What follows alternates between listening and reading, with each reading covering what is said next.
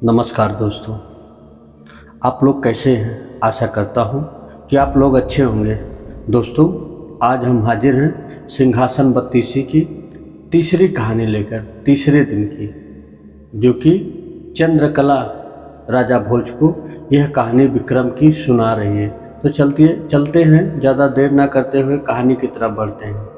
तीसरे दिन जब राजा भोज सिंहासन पर बैठने को हुआ तो चंद्रकला ने नाम की तीसरे पुतले ने उसे रोक कर कहा, हे राजन, यह क्या करते हो?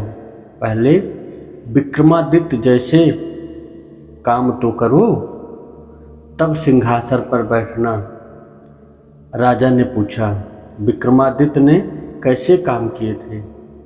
चंद्रकला पुतली बोली, सुनो राजन, तुम्हारी पुतली चंद्रकथा ने जो कथा सुनाई वह इस प्रकार है। एक बार पुरुषार्थ और भाग्य में इस बात पर ठन गई कि कौन बड़ा है। पुरुषार्थ कहता कि बगैर मेहनत के कुछ भी संभव नहीं है, जबकि भाग्य का मानना था कि जिसको जो भी मिलता है वह भाग्य से मिलता है, परिश्रम की कोई भूमिका नहीं होती। उनके विवाद में ऐसा उग्र रूप ग्रहण किया कि दोनों को देवराज इंद्र के पास जाना पड़ा। झगड़ा बहुत ही पेचीदा था, इसलिए इंद्र भी चकरा गए। पुरुषार्थ को वो नहीं मानते जिन्हें भाग्य से सब कुछ प्राप्त हो चुका था। दूसरी तरफ अगर भाग्य को बड़ा बताते तो पुरुषार्थ उनका उदाहरण प्रस्तुत करता, जिन्होंने मेहनत से सब कुछ अर्जित किया था। इंद्र असमंजस में पड़ गए और किसी निष्कर्ष पर नहीं पहुँचे। काफ़ी सोचने के बाद उन्हें विक्रमादित्य की याद आई। उन्हें लगा सारे विश्व में इस झगड़े का समाधान सिर्फ वही कर सकते हैं। उन्होंने पुरुषार्थ और भाग्य को विक्रमादित्य के पास जाने के लिए कहा। पुरुषार्थ और भाग्य मानव भेष में विक्रमादित्य के पास चले गए। विक्रमादित्य को भी झगड़े का तुरंत कोई समाधान नहीं सूझा। उन्होंने दोनों से 6 महीने बाद आने को कहा। जब वे चले गए तो विक्रमादित्य ने काफ़ी सोचा। समाधान के लिए वे सम्मान जनता के बीच भेष बदलकर घूमने लगी। काफ़ी घूमने के बाद जब भी कोई संतोषजनक हल न निकाल पाए तो दूसरे राज्यों में भी घूमने का निर्णय किया। काफ़ी भटकने के बाद भी जब कोई समाधान नहीं निकला तो उन्होंने एक व्यापारी के यहाँ नौकरी कर ली।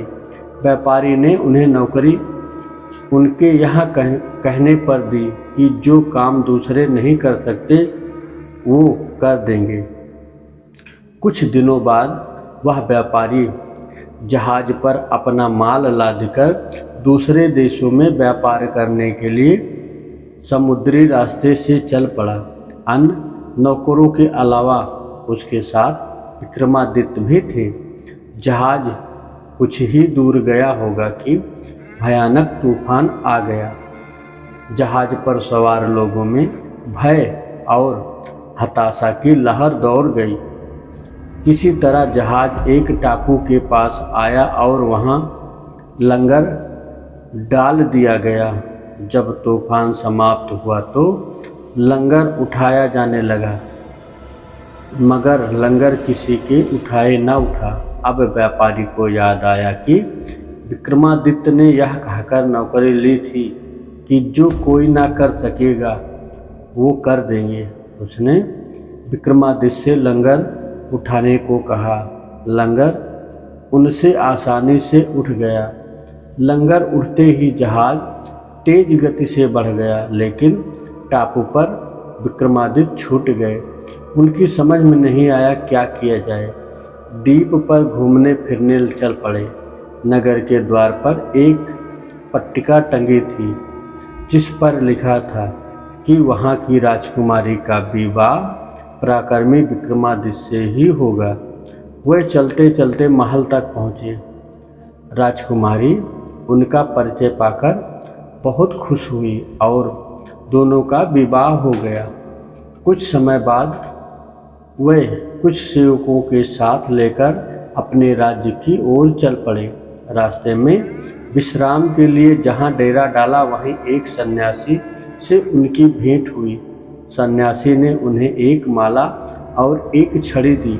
उस माला की दो विशेषताएं थीं। उसे पहनने वाला अदृश्य होकर सब कुछ देख सकता था। गले में माला रहने पर उसका हर कार्य सिद्ध हो जाता था। छड़ी से उसका मालिक सोने के पूर्व कोई भी आभूषण मांग सकता था। सन्यासी को धन्यवाद देकर विक्रमादित्य अपने राज्य लौटे। एक उद्यापन में ठहरकर संग आए सेवकों को वापस भेज दिया तथा अपनी पत्नी को संदेश भिजवाया कि शीघ्र ही वे उसे अपने राज्य बुलवा लेंगे। उद्यान में उन्होंने उनकी एक ब्राह्मण और एक भाट से हुई कि वे दोनों काफ़ी समय से उद्यान में देखभाल कर रहे थे। उन्हें आशा थी कि उनके राजा कभी उनकी सुध लेंगे तथा उनकी विनम्रता को दूर करेंगे। विक्रमादित्य पसीज गए। उन्होंने सन्यासी वाली माला भाट को तथा छड़ी ब्राह्मण को दे दी। ऐसी अमूल्य चीज़ें पाकर दोनों धन्य हुए और विक्रमादित्य का गुणगान करते हुए चले गए। विक्रमादित्य राज दरबार में पहुंचकर अपने कार्य में संलग्न हो गए। 6 माह की अवधि पूरी हुई तो पुरुषार्थ और भाग्य फैसले के लिए उनके पास आए। विक्रमादित्य ने फैसला दिया कि भाग्य और पुरुषार्थ एक दूसरे के पूरक हैं। उन्हें छड़ी और माला का उदाहरण याद आया। जो छड़ी और माला उन्हें भाग्य से सन्यासी से प्राप्त हुई, उन्हें ब्राह्मण और भाट ने पुरुषार्थ से प्राप्त किया। पुरुषार्थ और भाग्य पूरी तरह संतुष्ट होकर वहाँ से चले गए। कहानी सुनकर पुतली बोली, बोलो राजा, क्या आप में है ऐसे न्यायप्रिय फैसला देने की क्षमता और अमूल्य वस्तुएं दान में देने का हृदय और सामर्थ्य? राजा भोज फिर सोच में पड़ गए और तीसरे दिन भी सिंहासन पर नहीं बैठे। चौथे दिन की कहानी चौथी पुतली कामकालंदा ने सुनाई। विक्रमादित्य की दान वीरता की गाथा। तो दोस्तों, आपको चौथी कहानी चौथे भाग में सुनने को मिलेगी। दोस्तों, आपको ये कहानी कैसी लगी आप हमें कमेंट करके ज़रूर बताएं और सुनते रहें दोस्तों सिंहासन 32। अगर आप हमारे चैनल पर नए हैं तो आप हमारे चैनल को लाइक, सब्सक्राइब और शेयर ज़रूर करें। जय श्री राधे राधे।